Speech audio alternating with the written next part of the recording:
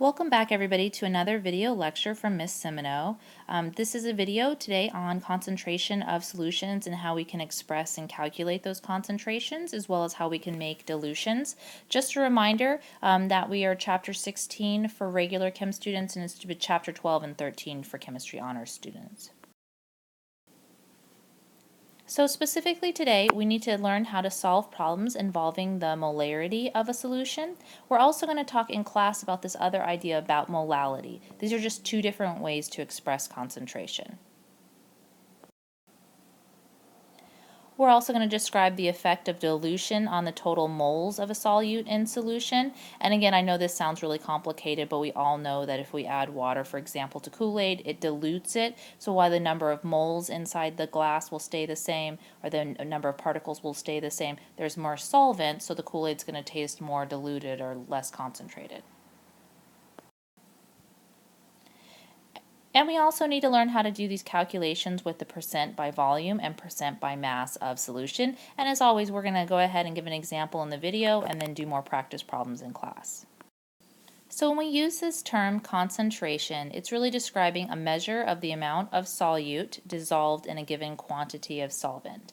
And we've used these terms before. A concentrated solution has a large amount of solute, and a dilute solution has a small amount of solute. These are qualitative descriptions, so remember in chemistry we really like the math, so we're going to be looking at some quantitative concentration, some quantitative ways where we express concentration. Remember, that's using numbers. So I like this slide because it helps us focus on the macro scale and then on the micro scale about what's going on. So when we look at these concentrated versus a dilute solution, we can see in this beaker here that we have a dark blue solution here. If we look over here at the more dilute, you can see that it's a lighter color blue. I hope that's coming through on the slide. So if we were to actually look at what's going on the molecular level, or what I like to say on the micro scale, is if you look through here, you can see you've got these blue are the solute particles, okay, and the red are the solvent particles. And so this is why the solution's looking blue, because you've got these blue solute particles here. I'm guessing the solvent's water. So you can see that there's lots of blue particles for every one red particle here.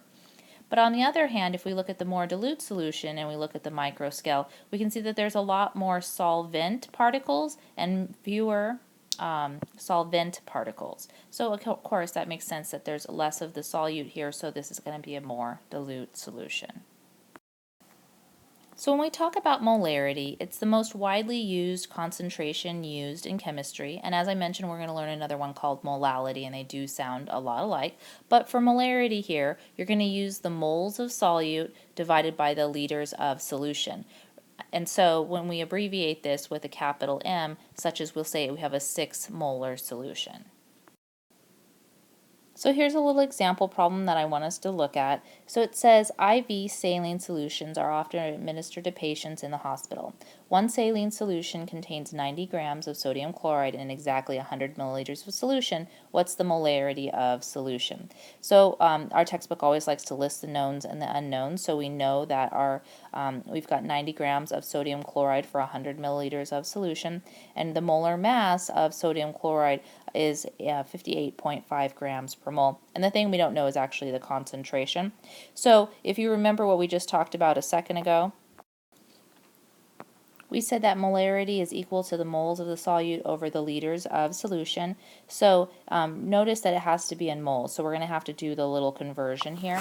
And so if you look here in this problem, you can see that they're taking your 90 grams of your sodium chloride over your 100 milliliters. You're converting it into moles because that's what we need to do. So we're going to put our molar mass here on the bottom, and then we're going to convert our milliliters into liters because we need it to be in liters of solution. And so when you do that, I'm not sure if you can see that, but it works out to be 0.15 moles per liter, or a 0.15 molar solution is how we read that. So an important skill that I want you guys to learn here in chemistry is being able to make solutions correctly. So the correct way to do this is to pour a small amount of the solvent, probably about 1/2, oops, I just totally moved that, sorry, probably about 1/2 of your solvent into your container. Then you're going to add the pre-massed solute and mix by swirling to dissolve it. So we're pouring about half of our liquid, then we're adding our solid. Okay, and it says then carefully fill to the final volume. So we usually will use those volumetric flasks, and we looked at those earlier this year. Those are those ones that kind of have like that shape down here, like the rounded bottom, and then there's just that one single line that tells you how far to fill that up to.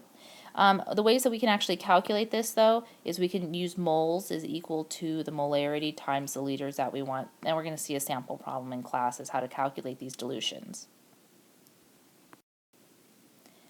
Here's a good graphic that's describing what you do. You're going to weigh your solid, figure out your specific amount, fill it about 1/3 to 1/2 full. Then you transfer your solid in here, and then you're going to stir it, and then you're going to add some water up, and you guys can kind of see that little tick mark right there. You're going to add that water up to the point.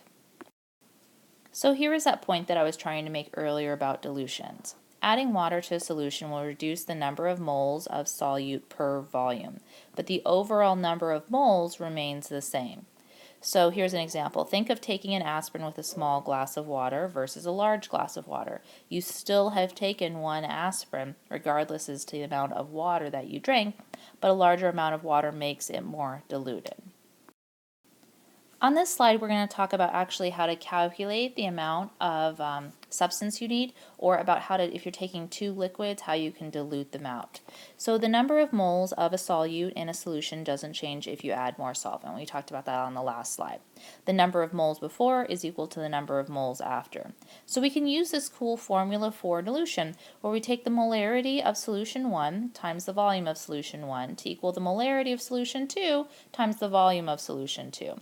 So you guys can see that they're talking about M1 and V1 are the starting concentrations, and M2, V2 are the final concentrations.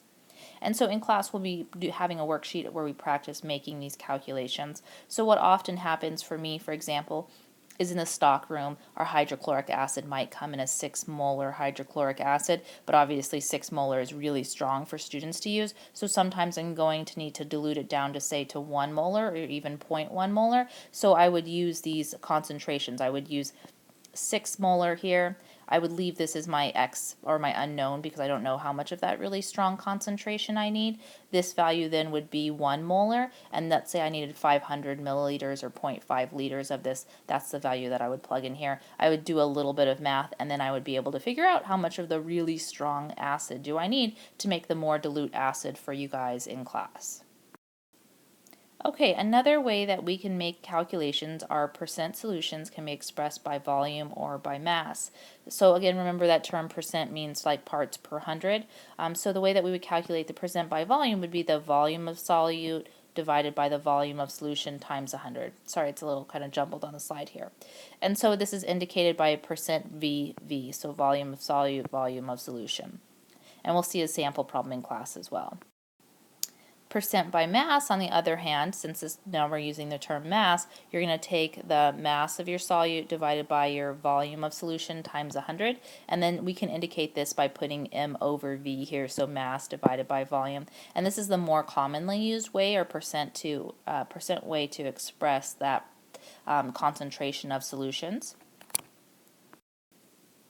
And I just want to go ahead and point out the units here because they're slightly different than when we were calculating molarity. Notice we're in grams here and we're in milliliters here. So those units will be important when we're talking about percent solutions. So I hope in today's video, you guys, we talked about some different terms. We also talked about how to calculate molarity, as well as how to make a dilution, and also how to calculate these volume and mass volume percent solutions.